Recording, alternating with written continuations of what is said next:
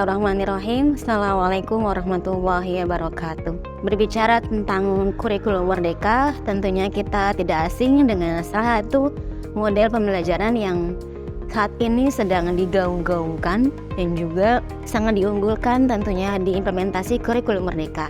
Di antaranya yaitu model pembelajaran berdiferensiasi. Nah, perkenalkan saya di sini Ana Sari Putri, salah satu pengampu pelajaran bahasa Arab di SMP ITB Itu Salam, akan memaparkan model pembelajaran saya yang saya terapkan di sekolah tersebut dengan mengikuti ritme berdiferensiasi sesuai dengan implementasi kurikulum merdeka. Pembelajaran berdiferensiasi umumnya terbagi menjadi 3 macam. Ada yang disebut dengan diferensiasi konten, diferensiasi proses, dan juga diferensiasi produk. Berdiferensiasi ialah kita membagi peserta didik dalam beberapa kelompok sesuai dengan minat, bakat, dan juga kegemaran mereka dalam proses pembelajaran yang mereka inginkan.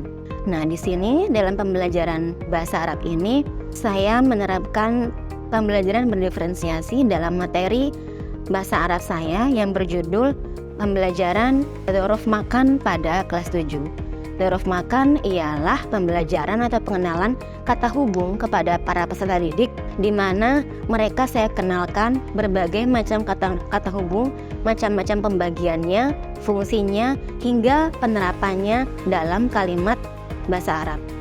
Di awal pembelajaran, saya mengenalkan mereka, kemudian saya berikan contoh-contoh dan juga tentunya dengan model-model yang variatif, baik dengan lagu, penampilan video, kemudian mereka juga menyampaikan beberapa yang mereka ketahui di lingkungan mereka, karena mereka juga didukung dengan pembelajaran aktif berbahasa Arab di lingkungan mereka sehari-hari.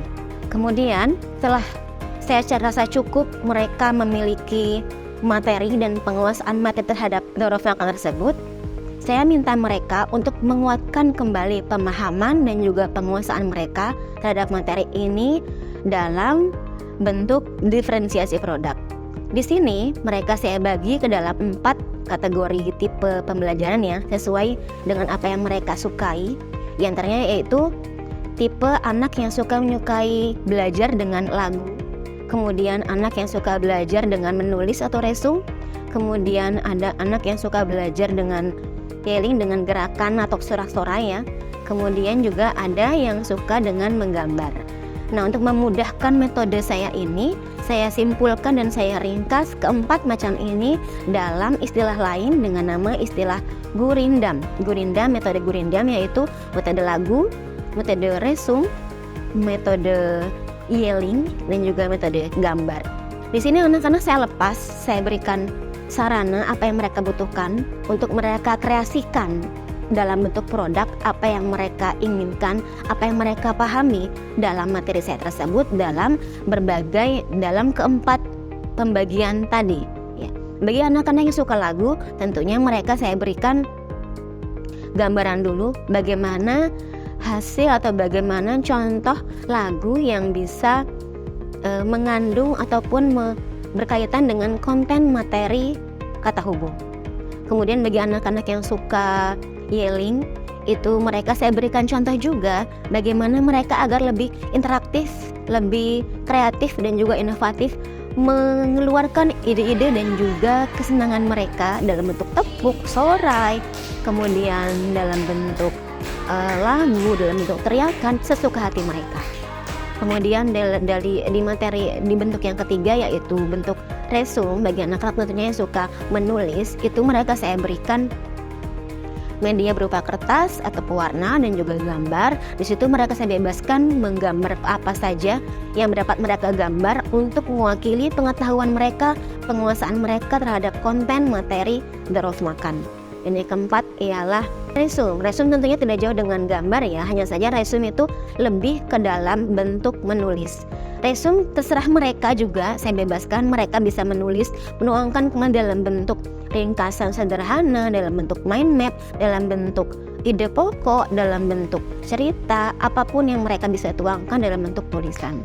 Setelah melihat hasil belajar mereka dalam bentuk pada referensi produk ini, saya melihat adanya antusias belajar, adanya kesemangatan belajar, dan tentunya adanya peningkatan belajar pada anak-anak dibanding ketika mereka saya ajarkan dengan metode searah ataupun teacher center.